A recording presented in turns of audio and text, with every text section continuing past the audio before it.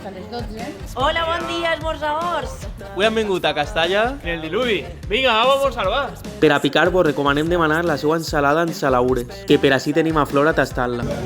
I estes són les famoses coques a la pala, que elaboren al moment en una massa extraordinària. I per damunt li podeu ficar els ingredients que vulgueu. Sobretot vos recomanem la de formatge blanc en salaons, que ens va fascinar, i sens dubte una de les millors coques que hem tastat. També tastarem la coca a la pala en tortilla i bacon per damunt, que és una combinació que mai falla, i així està just pegant-li mos a la de llomello en formatge. En la mateixa massa de les coques a la pala elaboren les seues coques fregides. I podeu ficar-li el que vulgueu. Nosaltres demanarem la de pernil que gasten a acabar de tallar a la planxa i una altra embotí de la zona. També tenen una versió dolça d'esta coca fregida, amb mel, canella i sucre per damunt, que és ideal per acompanyar-la en el cafè. I elaboren el seu cremader fet al moment, algo curiós de veure a la zona d'Alacant. També se feren un herberer de la zona. A l'acabar, Dani ens va fer entrega del seu nou disc i del merchandatge del diluvi. Este esmorzar es troba al barer de Carlos de Castalla.